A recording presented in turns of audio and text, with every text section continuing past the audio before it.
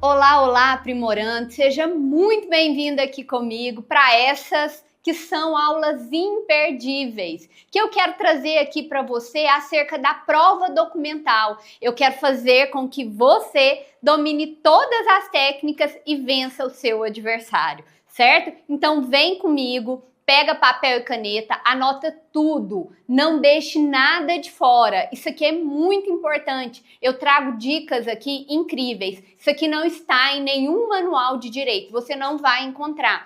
Mas aqui no Instituto Aprimorário você tem a oportunidade de ser um expert em provas. Então vamos lá? Eu quero começar aí trazendo para você como que é feita a análise dos documentos. Quando você recebe ali um documento pela reclamada, pelo reclamante, o que você precisa analisar?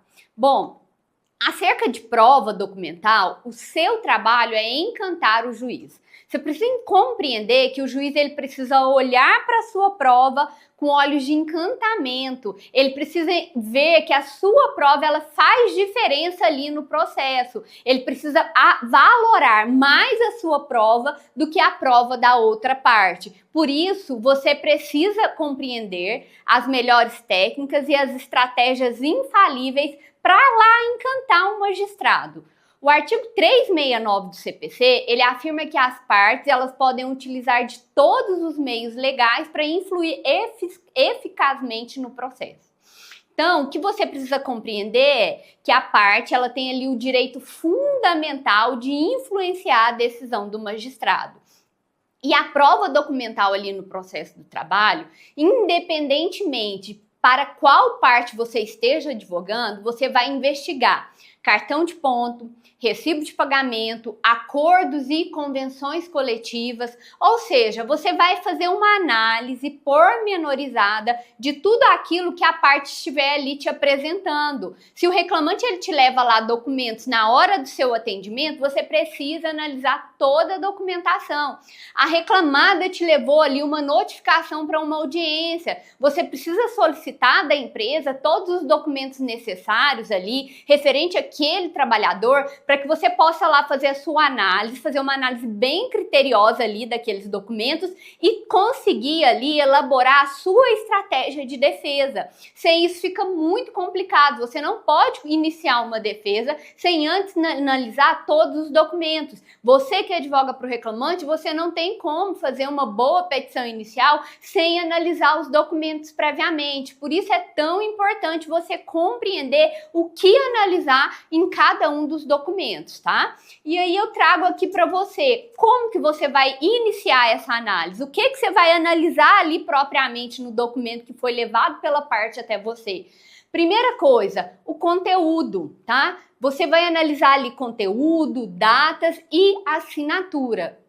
E quanto ao conteúdo, o que eu faço, Beatriz? Como que eu analiso? Do que você está falando ali? Eu realmente não sei nem por onde começar. Calma que eu vou te auxiliar. Quando você pega lá o documento, você vai analisar o que está inserido ali, qual que é o conteúdo daquele documento. Será que a empresa ela fez lá o pagamento da parcela que foi postulada? Será que o adicional ali, ele consta nos recibos de pagamento? O reclamante está pleiteando na adicional noturno, será que já não está lá nos recibos? Será que esse ticket alimentação, ele já não está consignado ali nos contra-cheques, nos olerites? Ou seja, você precisa ali fazer uma análise pormenorizada se algum pagamento já foi efetuado pela empresa ali no decorrer do contrato de trabalho. Tanto se você está advogando em prol do reclamante, quanto se você está advogando em prol da reclamada. Essa análise é muito importante quanto ao conteúdo, porque às vezes o trabalhador está fazendo um pedido que já consta no recibo de pagamento e você precisa apontar isso lá na sua defesa. Às vezes você, advogado do reclamante, o reclamante fala que não recebeu a parcela, mas a parcela está ali no holerítio. Ou às vezes ele nem sabe que ele tem direito à referida parcela, porque nunca veio no holerítio e ele nunca percebeu isso, ele não sabe que ele tem direito. Então cumpre a você fazer essa análise do conteúdo do documento. Então, Advogado da reclamada, antes de você fazer a sua defesa, você vai fazer uma análise rígida, absoluta ali, de todos os documentos que a empresa te apresentou, tá bom? E ali, com base naqueles documentos, você vai analisar qual que é a linha de defesa que você vai adotar. Se, por exemplo, você vai confessar que o trabalhador, ele cumpriu, por exemplo, uma jornada noturna, mas que aquela jornada de trabalho noturno, aquelas horas noturnas foram consignadas no recibo de pagamento. Ou ele não trabalhou no período noturno, porque lá nos cartões de pontos não tem nenhuma anotação. Então você precisa realmente fazer uma análise ali do conteúdo do documento para saber qual que é a estratégia que você vai adotar lá na hora da sua defesa. Você precisa também analisar se, por exemplo, se foi tudo realmente pago ou se não há ali, por exemplo, um salário complessivo, não é mesmo? Algo que é pago ali englobadamente pela empresa e de forma, o que não é legal, né? Porque todas as parcelas pagas ali nos olerites, elas precisam estar destacadas devidamente, conforme legislação trabalhista. Então, cabe a você fazer essa análise antes de começar a fazer a sua defesa, saber ali qual que é a estratégia que você vai adotar, certo? Datas de pagamento. Isso aqui é muito importante, pessoal. Principalmente para quem advoga ali para o reclamante. Por quê? Porque há prazos legais e há prazos convencionais que às vezes eles não foram observados ou realmente foram observados, o reclamante fala que não recebeu, mas você verifica que lá no olerite tá pago, tá bom? Você advoga para reclamada, você verifica lá, o reclamante tá pleiteando aqui, tá lá, a data de pagamento tá certinha, ele fala que recebeu a destempo, tá? Talvez ele teria direito a alguma multa, mas você verifica lá que a data de pagamento está correta. Então, dou até uma dica de ouro aí para quem advoga para o reclamante. Os pagamentos, eles podem ser feitos até o 5º dia útil do mês subsequente, mas pode ser que na convenção coletiva de trabalho aplicável ali àquela categoria haja previsão de um prazo diferente, de um prazo diverso, tá? Então é muito importante que esses recibos, advogado de reclamante, eles estejam datados e assinados. Ah, Beatriz, mas o recibo aqui de pagamento, ele não está datado e não está assinado. Então, eu vou impugnar e vou falar que o trabalhador não recebeu. Olha, pessoal, a regra geral ali que está no artigo 464 da CLT, ele fala que os pagamentos, que os recibos de pagamento, eles devem estar datados e devidamente assinados, tá? Só que você precisa se ater a isso, porque os depósitos bancários que são feitos lá na conta corrente do trabalhador ou na conta salário, na conta bancária, ela supre ali a ausência ali de uma assinatura. Então, às vezes, advogado reclamante, eu vou impugnar, não tem aqui a assinatura do trabalhador, eu vou falar que ele não recebeu e pronto. Aí, o advogado da reclamada vai lá e junta os comprovantes de depósito na conta bancária. Olha, excelência, ele não assinou efetivamente, mas tá aqui os comprovantes de depósito na conta bancária dele, tá? Então a empresa, ela tá ali se desvencilhando do seu ônus probatório se ela junta esses comprovantes de depósito. Então fica muito atento. Verifique com o seu cliente se porventura, embora aqueles olerites não estejam assinados, se ele recebia algum pagamento por meio de depósito bancário, porque se houver, não precisa da assinatura, tá bom? E nos cartões de ponto? Beatriz, o que eu vou analisar ali no cartão de ponto? Bom, você ali que é advogado do reclamante, você precisa saber se o trabalhador ele tinha cartões de ponto, se ele assinava esses cartões de ponto ou se, por exemplo, esses cartões de pontos eles têm ali um registro apenas eletrônico. Você precisa investigar mesmo do seu cliente como se dava aí o preenchimento desses cartões de ponto, tá? A reclamada, ela precisa juntar os cartões de ponto com a defesa? Sim, com toda certeza, tá? O advogado da reclamada, ele precisa entender que a empresa que tem mais de 20 funcionários, a partir ali da Lei da Liberdade Econômica, ela tem um dever processual de juntar os cartões de ponto, tá bom? Se ela não junta, tá? Ela atrai para si a pena de confissão, que é presumir verdadeiro tudo aquilo que o trabalhador tá falando lá na inicial, tá? Você, advogado reclamante, você ficar atento a isso, tá? Não juntou, o cartão de ponto é britânico, tem mais de 20 funcionários, não juntou os cartões de pontos, peça ali a inversão do ônus da prova, ok?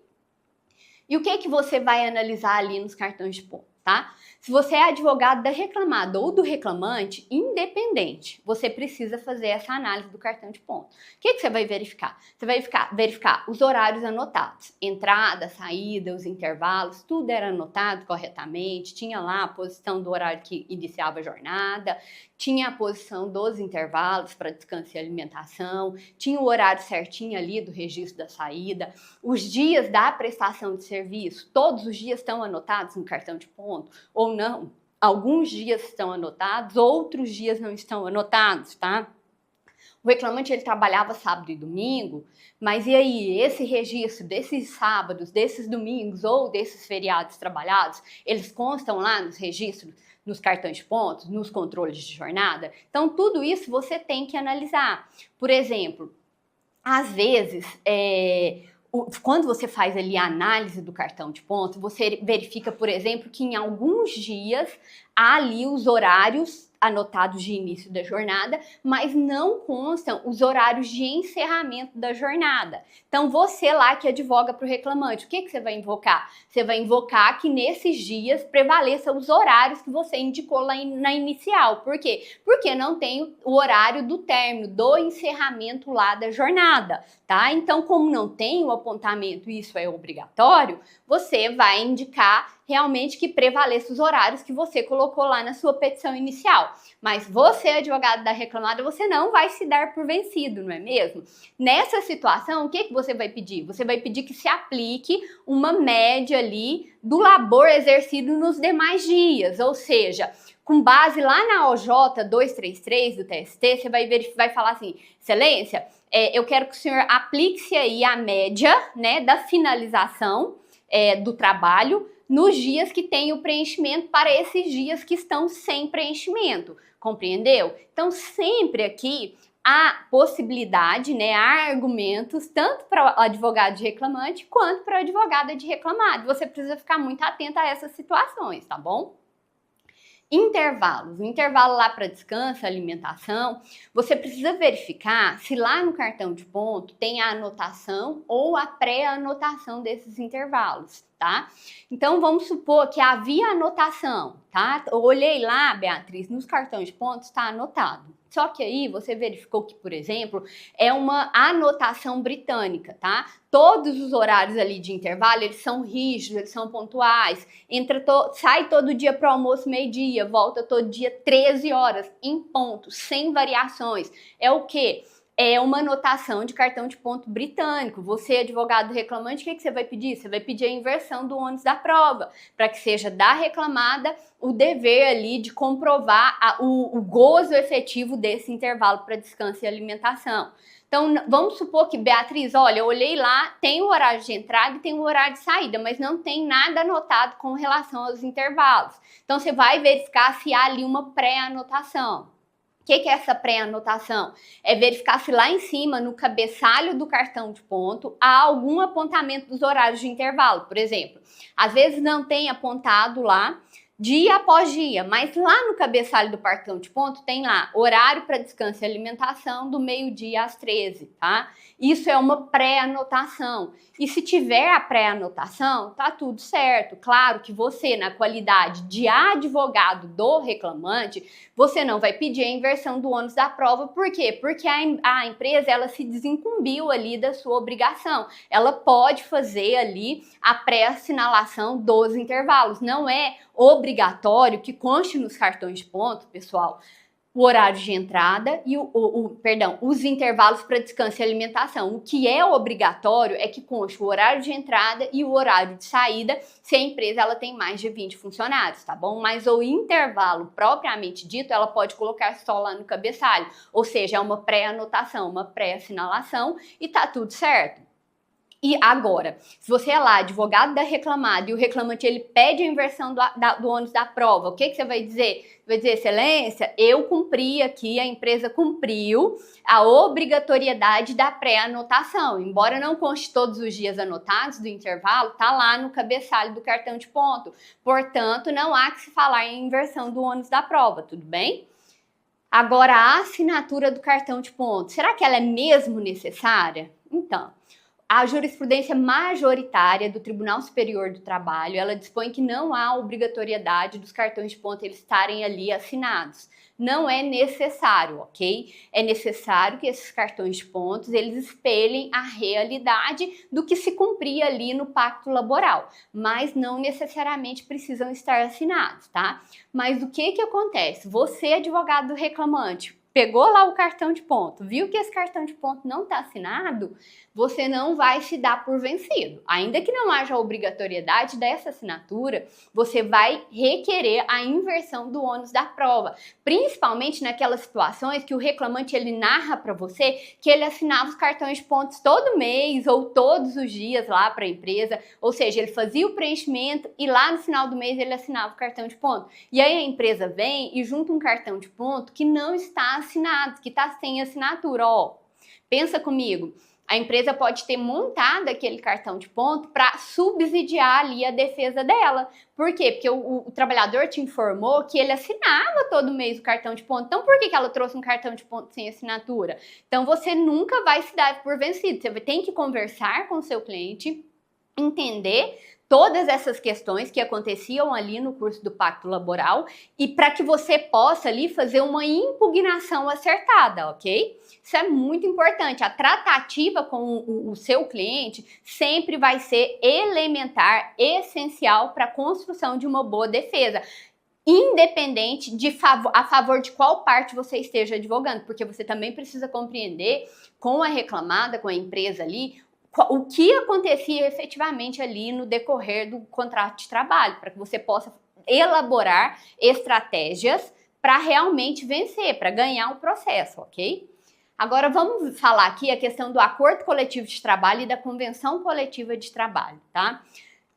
Tanto o ACT quanto a CCT, eles são documentos comuns, eles são comuns às ambas as partes. Por quê? Porque eles são de acesso amplo. Qualquer pessoa, ela pode ir lá no site do sindicato ou no site do Ministério do Trabalho e Emprego e extrair cópia ali do acordo coletivo e da convenção coletiva, tá bom? Então, justamente porque ambas as partes têm esse acesso amplo, se você reclamante pleiteia alguma verba que está ali no instrumento normativo, é seu o ônus de fazer a juntada desse documento, tá bom? Por quê? Porque você não pode pedir, por exemplo, que a reclamada seja compelida a juntar esse instrumento nos autos do processo. É o seu dever juntar. E se você não cumpre o seu ônus, o que vai acontecer? O juiz ele vai julgar improcedente o seu pedido. Por quê? Porque você não fez prova do pedido que você está alegando. Estou pedindo lá um ticket de alimentação com base lá no acordo coletivo de trabalho ou na convenção coletiva de trabalho. Poxa, mas se você não junta o documento nos autos, obviamente que o magistrado ele vai indeferir o seu pedido, porque não há prova nos autos. E não é ônus da reclamada juntar, é ônus seu, do reclamante, porque é você que está pleiteando aquela verba, ok? Agora eu trago aqui um caso prático para você. Imagine que o reclamante lá, ele pleiteia diversas verbas lá da convenção coletiva de trabalho, tá? O ônus, como eu já te adiantei, é dele juntar um instrumento normativo, tá? Agora, se a reclamada, ela não concorda com o instrumento que foi juntado ali por aquele trabalhador, é ônus da reclamada a juntar ali no processo um instrumento que ela entende aplicável nos autos. Isso acontece normalmente quando o trabalhador ele junta lá um instrumento coletivo, por exemplo, de uma base territorial diversa daquele que ele prestou serviços. Às vezes o trabalhador prestou serviços, vamos falar, lá na comarca de Juiz de Fora, né? E ele junta um instrumento normativo da base territorial de toda Minas Gerais. Então, o que acontece? O instrumento que é aplicável a ele é aquele lá de Juiz de Fora, porque foi o local da prestação de serviços, entendeu? Então, ele aplica ali dentro daquela base territorial. Se ele junta a Convenção Coletiva de Minas Gerais, porque talvez é até mais vantajosa para ele entende que tem que ser aplicada aquela, o que a empresa tem que fazer? Ela tem que vir e juntar um instrumento normativo lá de Juiz de Fora e impugnar aquele instrumento normativo que foi juntado pelo trabalhador justamente sob esse fundamento. Olha, a base territorial é diversa da prestação de serviços. Aqui nós temos um instrumento específico que é aplicado aqui no local da prestação de serviços, que é Juiz de Fora. e ela tem que juntar um instrumento, porque se ela simplesmente alega e não junta, o juiz ele vai considerar um instrumento normativo que foi juntado pelo trabalhador. Então, sempre que você impugnar um instrumento normativo que foi juntado, o advogado de reclamada, pelo trabalhador, junte um instrumento normativo que você entende aplicável aos autos, ok? E o que você vai fazer ali? Qual que é a sua análise da convenção coletiva de trabalho e do acordo coletivo de trabalho? Bom, a primeira análise que você tem que fazer ao pegar ali um instrumento coletivo é saber se aquele instrumento é daquela categoria. Essa é a primeira, pessoal. Você não pode querer que se aplique a convenção coletiva dos bancários aos vigilantes, tá? Na verdade, não são categorias absolutamente distintas. Então, essa é a primeira análise. A segunda análise que você tem que fazer é se aquele instrumento normativo ele se aplica ali à base territorial ali do local da prestação de serviços, justamente para não ter essa discussão lá pela empresa. Então, você está advogando pelo reclamante, vai juntar o instrumento no processo, categoria e base territorial, tá bom? Às vezes o trabalhador fala assim, não, eu estou submetido lá à convenção coletiva lá do estado de São Paulo, mas aí você verifica que ali, por exemplo, na capital São Paulo, tem um instrumento coletivo específico ali para aquele local da prestação de serviço. Então tem que ser esse que tem que ser juntado, ok? E também você precisa analisar se você tem que verificar o teor do instrumento e a vigência do instrumento, tá? Você, advogado de reclamada, com mais afinco ainda, com mais rigidez ainda, você precisa analisar ali o teor do instrumento e a vigência. Por quê? Porque muitas vezes o reclamante, ele vai lá e pleiteia um adicional convencional de horas extras de 70%, por exemplo, por 5 anos, tá? Ele pleiteia ali de todo, eu trabalhei 5 anos na empresa e eu faço jus ao adicional de horas extras de 70% porque está lá no instrumento normativo. Mas aí o que acontece?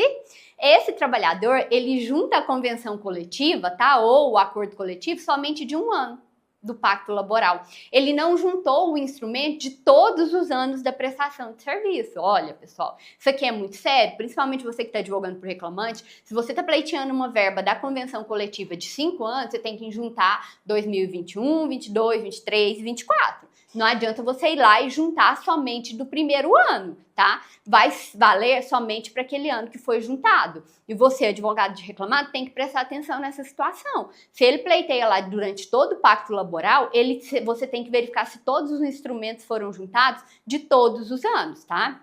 E aí até uma dica de ouro que eu trago para você. Você que está advogando lá pela reclamada, se o trabalhador junta um instrumento coletivo de um único ano, pleiteando aí verbas adicionais de todo o período laborado, você vai impugnar e vai falar que o reclamante ele não comprovou a aplicação do adicional convencional ou dos benefícios que ele está pleiteando lá, do instrumento normativo, de todo o pacto laborado, que em razão disso, o único período que tem que ser deferido é aquele que está juntado lá um instrumento. Para os demais não se aplica. Esse vai ser o seu trunfo de defesa. Agora, vamos supor que mesmo assim o juiz ele vai lá e defira o adicional ou o benefício durante todo o pacto laboral, embora não tenha se feito prova pelo trabalhador desse instrumento durante todo o contrato de trabalho. Você vai recorrer e vai demonstrar isso cabalmente no seu recurso para que o tribunal faça a reforma disso, ok? E se você demonstra, olha, a chance de êxito que você tem de uma reforma dessa decisão é muito grande. Então você precisa ficar atento, pega essa dica de ouro aí, ok? Nós chegamos aqui ao final desta aula e eu te espero porque eu quero trazer na próxima aula o momento da juntada da prova documental e quero também explicar para vocês aqui prova contra prova e documento novo, quando juntar no processo. Continua aqui comigo, até mais!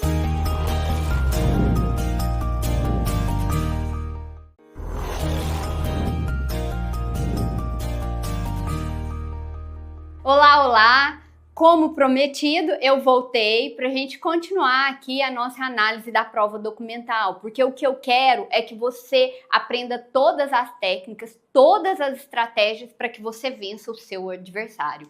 E eu quero começar aqui falando para você acerca de prova contra prova e documento novo. Quando você vai juntar? Eu quero trazer quais as oportunidades da juntada de cada documento, tá? Para que você compreenda o momento ideal da juntada e não preclua o direito do seu cliente, porque às vezes você passa ali do prazo para juntada, ou às vezes você não sabe que você poderia naquela oportunidade, uma impugnação, por exemplo, juntar um documento e você deixa ali escapar essa oportunidade. Isso pode comprometer gravemente o seu processo, ok? Bom, qual que é ali o momento da juntada dos documentos, tá? Você ali que advoga para o reclamante, se você tem todos os documentos essenciais para instruir o seu processo, olha, eu já fiz uma análise aqui de tudo que o meu cliente trouxe, eu tenho todos os documentos à mão para subsidiar ali a minha tese da petição inicial. Então, o que você vai fazer? Você vai juntar com a petição inicial, tá? Absolutamente tudo. Por quê? Porque pode ser que depois você não consiga juntar esses documentos, tá? O artigo 787 da CLT, ele traz ali a obrigatoriedade de que o reclamante, ele junte todas as provas que ele tiver com a petição inicial. Então, você que advoga para o reclamante, o momento da petição inicial é o momento da juntada dos documentos, tá? E se você perde essa oportunidade, pode ser lá que o advogado da reclamante, ele é um aluno atento lá do Instituto Aprimorare, ele vai fazer o quê? Ele vai pedir ali o desentranhamento do documento, tá? Ele vai pedir lá que o documento ele seja riscado do PJE, por quê? Porque a sua prova está preclusa, você não juntou com a petição inicial e você não pode produzir, por exemplo, uma prova antiga depois, não é? Da juntada. Então, é muito importante. Faça essa análise e junte tudo com a sua petição inicial, tá? Ah, Beatriz, mas sabe o que aconteceu? Eu esqueci de juntar um documento lá com a petição inicial e agora eu posso juntar depois esse documento? Como que eu faço para levar esse documento para o processo e o juiz aceitar? Bom, nós temos lá o artigo 845 da CLT, que ele determina que o reclamante e o reclamado, eles devem comparecer ali à audiência, né, acompanhados das testemunhas e apresentar as demais provas, tá? E aí tem um entendimento de que nessas demais provas inclui-se também os documentos. Então, se você, advogado ali do reclamante ou advogado da reclamada, fez lá a defesa, juntou a petição inicial, mas esqueceu de algum documento, você vai pedir, com base no artigo 845 da CLT, que o juiz aceite a juntada dos documentos, porque esse artigo estabelece que junto com as testemunhas você vai apresentar as demais provas, e aí as demais provas você vai tentar fazer com que ele subentenda que são essas provas que você porventura esqueceu. E aí você sempre vai utilizar ali o argumento da verdade real, tá? Com base nesse artigo. Vai falar assim, olha, eu quero a juntada desse documento com base no artigo 845 da CLT e em nome da verdade real, porque esse documento é necessário para o deslinde ali, para o desenrolar da trama, tá bom? Agora, você precisa ficar muito atento. Por quê? Porque uma boa parte aí da doutrina e dos magistrados, né, da jurisprudência, eles vêm entendendo que esses documentos não são quaisquer documentos, tá? Que esses demais documentos que tá lá no artigo 845 seriam somente aqueles documentos que, por exemplo, serviriam para contraditar uma testemunha ali da outra parte, ou serviria, por exemplo, para fazer uma contraprova do que está sendo dito ali na audiência de instrução, entendeu? Então, você precisa ficar atento. O momento oportuno é com a petição inicial. O momento da juntada dos documentos da empresa é com a defesa, tá? Então, pode ser que lá na frente você não consiga juntar. Eu tô trazendo aqui para você um argumento para que você junte esse documento se você perder o seu prazo ali da juntada, tá? Mas ainda assim, a dica que eu te dou é sempre juntar no momento oportuno, para que você não tenha que lidar com todos esses imprevistos, tá? Por quê? Porque ali na audiência de instrução, o reclamante ele tem que ter juntado todos os documentos com a inicial e a empresa ali com a defesa, tá ok? Sob penas de ambos precluírem lá do seu direito, ok? E contraprova, tá? O artigo 852 da CLT, ele vem trazendo ali que a parte contrária, ela deve se manifestar imediatamente sobre os documentos apresentados por uma das partes, tá? Então, esse também é um argumento que você vai utilizar lá para quando você se esquecer de juntar algum tipo de documento, tá? Ah, eu não juntei o documento lá na petição inicial, mas a empresa, ela veio, fez uma defesa e ela juntou ali alguns documentos para rebater tudo aquilo que eu tô dizendo. Então, quando você for fazer a sua impugnação, o que você vai fazer? Você vai juntar a título de contraprova com base no artigo 852H da CLT. Ah, Beatriz, mas a empresa não juntou documento nenhum. E aí, agora, como que eu faço? Se ela não juntou documento nenhum, mas ela modificou, ela alterou os fatos ali, você vai também fazer o uso da contraprova e juntar ali para subsidiar ali, para reforçar a sua tese inicial, ok? Então esse também é um argumento para quem perdeu lá o prazo da juntada. Ah, mas eu sou advogado da empresa, e aí, como que eu posso fazer contraprova? O reclamante foi lá na impugnação, rebateu aquilo que você está dizendo, às vezes juntou um outro documento ou não juntou, mas modificou de alguma forma os fatos. Você pode ali se manifestar acerca dos documentos que ele juntou lá na réplica dele e informar que você está juntando outros documentos a título de contraprova com base no artigo 852 da CLT, ok? Agora, gente, isso aqui é muito importante. O que acontece? Alguns advogados, eles fazem a utilização do que a gente chama de carta na manga, tá? Tem advogado que faz o seguinte, ele guarda alguns documentos ali, coloca lá no bolso, que é o que a gente fala também de prova de algibeira, e fica ali esperando a hora certa de juntar o documento, tá? Vou te dar um exemplo para que você possa compreender. O reclamante está pleiteando lá salários por fora, tá? Ele alega que ele recebia salário em olerite, em contra-cheque e salários por fora. E aí o que acontece? O advogado, ele tem um documento que o cliente dele, o reclamante, levou ali que faz prova desse salário por fora. Só que aí ele fala assim, não, eu quero ver o que a empresa vai falar na defesa e aí depois eu junto esse documento, tá? E aí, pessoal, ele guarda o documento na manga, não é mesmo? Ele faz ali uma prova de algibeira. E aí, depois da defesa, ele quer juntar esse documento. Olha, isso aqui é entendido como uma prova ilegal, ou seja, uma prova a destempo, preclusa. Por quê? Porque você guardou o documento na manga para apresentar depois. E aí, o que acontece? Pode ser que a empresa ela vai lá e nega todos os fatos. Ela não junta nada, ela não modifica os fatos, ela nega tudo, simplesmente. Como que você vai fazer uma contraprova? Porque a contraprova vai ser cabível quando a empresa ela junta documentos, tá?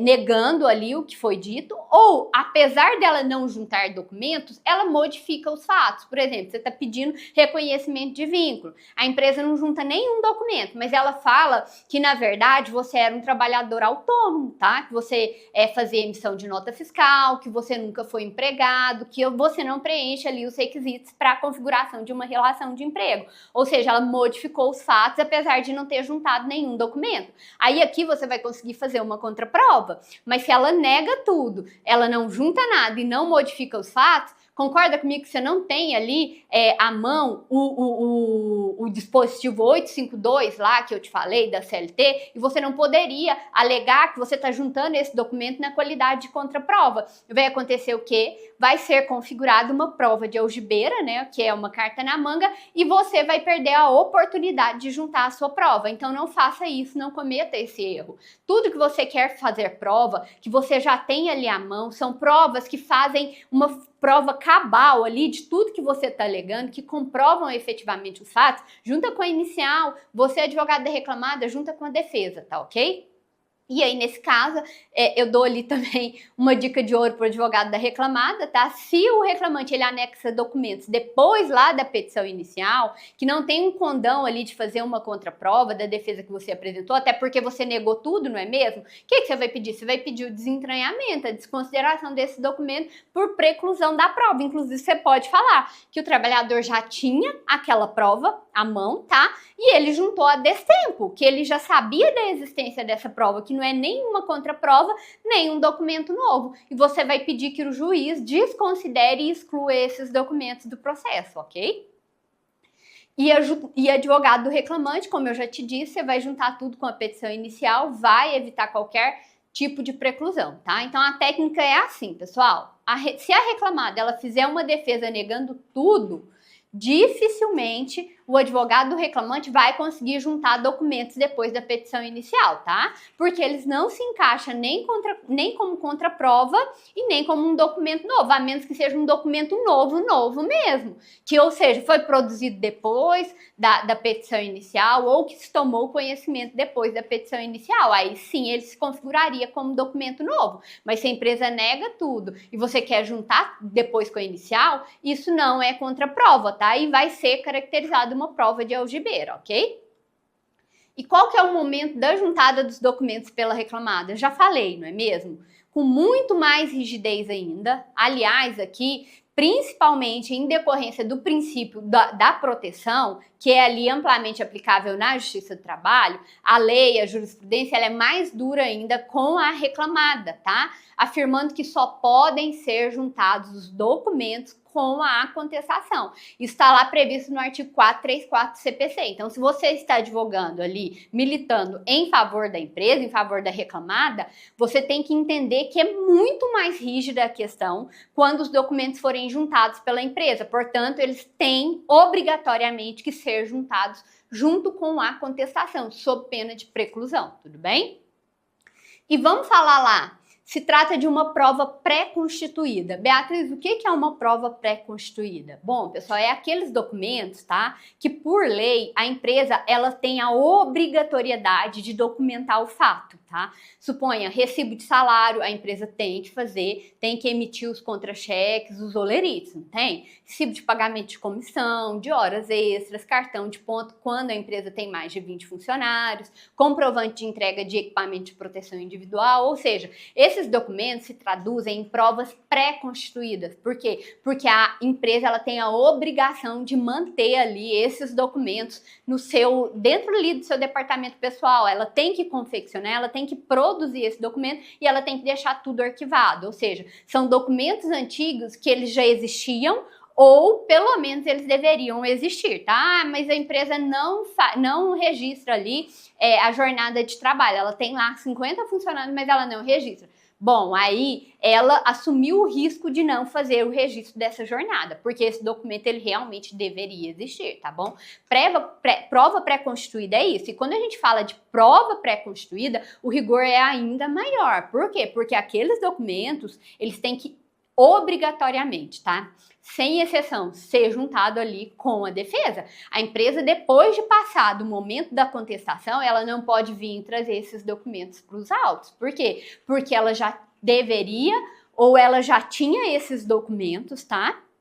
Antes da juntada da defesa, portanto, ela tem que juntar com a contestação, tá? E aqui, ou seja, se é um documento lá que faz prova lá de uma exceção substancial, por exemplo, ela deve ser juntada com a defesa. Uma exceção substancial, ou seja, ela está informando que o trabalhador ele não tinha vínculo com ela, tá? Mas aí ela tem um contrato, por exemplo, que e nesse contrato prova que ele era autônomo, que ele tinha liberdade para controlar os horários dele, que ele podia se fazer substituir por uma outra pessoa, ou seja, é uma exceção ali substancial. Ela também tem que juntar tudo isso com a defesa, tá bom? E aí eu trago um ponto importante, tá? Que o advogado da reclamada ele precisa ter muita atenção, tá? Isso é muito importante, olha, presta muita atenção. Suponhamos que o trabalhador ele está fazendo ali um pedido que está num instrumento normativo, é um ticket de alimentação, uma cesta básica, uma multa convencional, não importa, é algo que está no instrumento normativo. E aí ele não juntou esse documento com a petição inicial. E aí você vai lá e junta esse documento com a sua defesa. Fala assim, olha, ele não juntou, mas eu quero juntar aqui esse documento, por isso você acha, né, que você está abafando, vou lá e junto um instrumento normativo. Pessoal, se você junta isso e esse documento não foi juntado na petição inicial, o que acontece? Você supre a inércia? Então você tem que analisar. Claro, se o acordo coletivo e a convenção for servir para fazer prova em favor da empresa, Ótimo, você deve juntar. Às vezes o trabalhador está pedindo ali um adicional com base numa CCT, mas você tem um acordo coletivo de trabalho que tem um adicional menor, que é mais benéfico para a empresa, e esse ACT a gente já sabe que ele prevalece sobre a Convenção Coletiva de Trabalho, porque está na CLT e porque ele é uma norma mais específica ali, é feito entre aquela empresa e o sindicato, tá? Para subsidiar ali para regular todas as atividades laborais ali daqueles trabalhadores daquela determinada empresa, então ele é mais específico, ele vai ser aplicado em detrimento da convenção coletiva. Se ele é mais benéfico para a empresa, ok, você vai juntar, mas suponhamos lá que ele não vai modificar em nada a defesa, não vai modificar em nada a inicial. Para que você vai juntar um instrumento? O trabalhador está pedindo lá um benefício convencional e não juntou o instrumento, você vai lá suprir a inércia dele? Lógico que não, porque se você supre, obviamente que o juiz vai julgar procedente, porque você juntou. Agora, se ele não juntou e você também não foi lá e não supriu a inércia, vai ser julgado improcedente. Então, fica atento a essa questão, tá? E juntadas de documentos com a réplica ali, com a impugnação, o trabalhador ele pode fazer essa juntada? Pessoal, tem aqui a hipótese da contraprova e do documento novo, tá? O que é a contraprova? A reclamada ela vai lá, junta os documentos, o reclamante precisa ali fazer uma contraprova do que ela está alegando, isso eu também já te falei.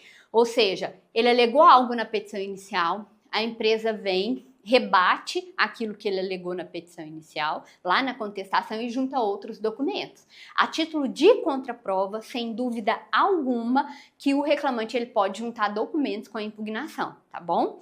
Não tem, ou às vezes ela não juntou nenhum tipo de documento, mas ela modificou os fatos. Também pode ser utilizado, podem ser juntados documentos para fazer contraprova. Agora, e documento novo também. Documento novo sem embargo, ele pode ser juntado, tá bom? Eu tenho aqui um documento que foi produzido depois da petição inicial, depois da defesa, eu vou juntar agora com a impugnação? Posso? Pode, tá? Sem dúvida que pode. Contraprova pode, documento novo pode, ok? E se é lá uma exceção substancial, tá? Que são aqueles fatos impeditivos, modificativos, aquelas exceções que a empresa alega ali, que tem um condão de modificar, por exemplo, ali os pedidos do trabalhador, que eu já te adiantei também lá atrás, da exceção substancial.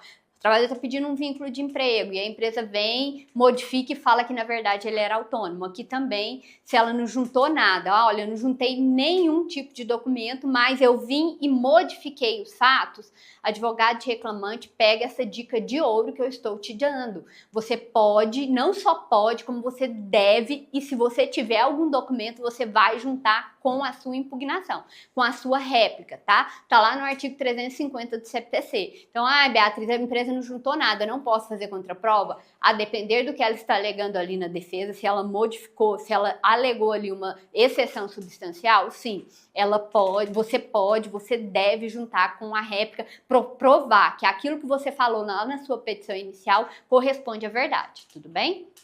Então, eu até trago aqui um caso prático para você, tá? Vamos supor lá que a empresa, ela não juntou nada, ela fez uma ótima defesa, mas ela não juntou um documento sequer, e aí ela vem e alega que esse trabalhador era autônomo, tá? Que ele não tinha pessoalidade, que ele não era subordinado, tá? Que ele não se fazia ali, ele não cumpria ali os requisitos da caracterização de uma relação de emprego, tá? E aí você, ainda que seja um documento antigo lá, mas eu já tinha esse documento, vai ser caracterizado uma prova de algibeira? Não, vai ser caracterizado um documento a título de contraprova, porque a empresa veio, modificou os fatos, embora não tenha juntado nenhum documento, você tinha um documento antigo, tá? E agora você quer rebater aquilo que ela falou lá na contestação, você vai juntar lá na sua réplica, tá?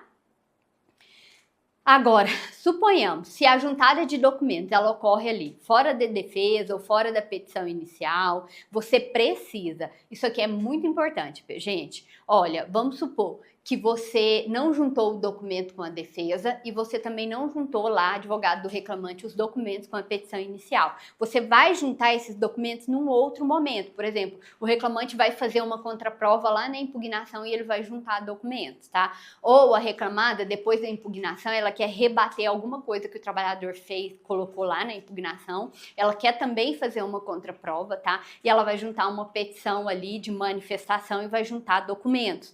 Você tem que fazer fazer o requerimento expresso da juntada desses documentos, tá bom? Suponha que você não faça esse requerimento expresso, o juiz ele não vai despachar ali, admitindo a juntada, ou seja, ele não vai oportunizar que a outra parte se manifeste sobre esses documentos, ele não falou nada, não disse nada, você não requereu e o juiz também não despachou admitindo esses documentos, a juntada desses documentos. O que vai acontecer? Vai acontecer dessa prova lá na frente, lá numa eventual sentença, não poder ser valorada. Por quê? Porque ela não foi recepcionada expressamente dentro do processo. Tudo que é juntado de documento fora da contestação e fora da inicial, o juiz ele precisa despachar expressamente admitindo a juntada daquele documento. Por quê? Porque depois ele não pode, por exemplo, prolatar uma sentença com base naquele documento. Então, se aquele documento é um documento muito importante que faça prova de tudo que você está alegando, você juntou, fez o requerimento expresso de juntada, mas o juiz não despachou recebendo esse documento, fala, excelência, eu preciso que o senhor despache aqui recebendo esse documento, porque não constou o recebimento expresso dele e eu preciso depois que essa prova seja valorada. Aí tem juiz que vira para você e fala assim, ah não, doutor, tem dó, o documento já não está aí? Tá, excelência, o documento tá assim, mas eu gostaria que o senhor despachasse expressamente recebendo o documento, por gentileza. Até porque, pessoal, se lá na frente, lá no tribunal, você precisar fazer um recurso para modificar a decisão ali, a sentença, com base nesse documento, tem que ter um requerimento expresso ali, um despacho expresso ali do juiz, admitindo esse documento no processo, tá bom? Fica muito atento a isso, porque o juiz tem costume de falar assim, ah, não, doutor, tem dó, o documento já tá aí. Ai, tá, o documento tá, mas o senhor não despachou recebendo o documento, e aí, o senhor vai valorar meu documento? Entendeu? Então, você precisa ficar atento a essa situação, tá? E você aí, sempre, tanto que você que advoga para a reclamada, quanto você advoga para o reclamante, sempre que for juntado ali novos documentos no processo, o juiz ele precisa abrir vista para a parte contrária se manifestar, ou seja, ele recebe o documento expressamente e abre vista para a parte contrária se manifestar acerca desses documentos. Se ele não faz isso, o que ele faz? O que acontece? Ele está ali ferindo o contraditório e a ampla defesa, tá? E aí suponhamos que o juiz ele vá lá e ele não abra vista desses documentos que foram juntados. Você ali, que é advogado da parte contrária, o que você vai fazer? Você vai falar, excelência, esses documentos aqui, eu não tive vista desses documentos, tá bom? E aí você vai alegar a nulidade dos atos processuais a partir daí, porque justamente está ferindo contraditório ali substancial, tá? Então fica atento a essas situações. Despachou aceitando o documento? Ótimo, ok. Mas tem que dar vista à parte contrária. Se não deu vista à parte contrária, pode gerar uma nulidade processual. Se você é advogado da parte contrária, você vai requerer essa nulidade, tá? Porque justamente você vai se fundamentar lá no contraditório substancial, tá? Agora presta muita atenção, tá? Suponha que é um documento ali muito importante, tá? Chegou lá na hora da instrução, você não teve vista desses documentos, tá? E você precisa analisar esse documento, por quê? Porque, Beatriz, é um contrato lá que a empresa juntou, falando, comprovando ali, tentando comprovar a tese dela, por exemplo, de que eu era um empregado autônomo. Nesse caso, você que está advogando ali para o reclamante, o que você vai fazer? Você vai pedir que o juiz adie a audiência e observe o prazo mínimo para manifestação. E você vai falar justamente, excelência, eu não tive acesso a esse documento, não foi aberta vista para mim. E eu preciso analisar esse documento até para que eu possa saber o que eu vou fazer de prova na hora da instrução. Você é advogado da reclamada, também não teve acesso a um documento que o trabalhador juntou lá na impugnação a título de contraprova. Na hora da instrução, você verifica que esse documento está no processo, que esse é um documento que pode mudar totalmente o rumo do processo, você vai pedir a redesignação da audiência de instrução e que o juiz abra vista para que você possa manifestar acerca desse documento. Pessoal, não caia em cilada, fica muito atento, porque parece pouquinha coisa, mas faz toda a diferença do seu processo lá no final, tá bom? E aí, eu trago também para você, são as 3 técnicas da juntada de documentos depois da petição inicial ou depois da defesa, tá? Tá lá no rol do artigo 435 do CPC, tá? Quais são as hipóteses de juntadas de documentos após a inicial ou após a defesa? O primeiro é a contraprova, que eu já te expliquei, né? Que é fazer ali uma contraprova acerca dos documentos que a parte apresentou. Você pode fazer ali, juntar documentos a título de contraprova, ainda que sejam documentos antigos, sem problema, tá? Documentos novos em sentido estrito, ou seja, esse documento aqui foi produzido depois da petição inicial, foi produzido depois da contestação. Você pode juntar na qualidade de documento novo. Documento antigo com força probante de documento novo. Também vai poder ser juntado depois da petição inicial e depois da contestação, tá? A contraprova que eu já te disse é ali a ideia de que você está produzindo uma prova para refutar ali aquelas provas que foram produzidas pela parte contrária, tá? E aí você pode fazer tanto você que está atuando em prol do reclamante, quanto você que está atuando ali em prol da reclamada, tá? A reclamada, por exemplo, eu já trouxe esse exemplo a você, né? Ela fala ali que é um trabalhador autônomo, né? E aí ela junta ali notas fiscais que foi emitidas na prestação de serviço. Com a réplica, você vai fazer uma contraprova ali e vai juntar ali os documentos que refutem ali o que ela tá falando, né? Por exemplo, tem um documento lá que faz prova que aquelas notas fiscais, elas foram forjadas. Que o trabalhador, ele foi obrigado a emitir essa nota fiscal para a empresa. A empresa, ela coagiu. Às vezes ele tem um print de uma conversa de WhatsApp, às vezes ele tem um e-mail, né? Que a empresa fala assim, olha, se você não emitir as notas fiscais, eu não vou te pagar e você ainda corre o risco de ser dispensado, porque isso acontece muito na prática. O trabalhador, ele é coagido a emitir a nota fiscal, e se ele não emite, a empresa não paga, então ele tem que emitir, não é mesmo? Ele precisa do salário. Então, você tem uma prova nesse sentido, junta lá para fazer prova, tá? E a contraprova, ela, como eu já te adiantei também, ela tanto é possível na réplica, tá? Quanto em momentos posteriores, desde que ela se refira a algum tipo de documento ou alguma exceção substancial que a empresa alegou ou que a outra parte alegou, tá bom? O documento novo passou ali da fase da prova, da contraprova, você pode juntar esses documentos que forem genuinamente novos, tá bom?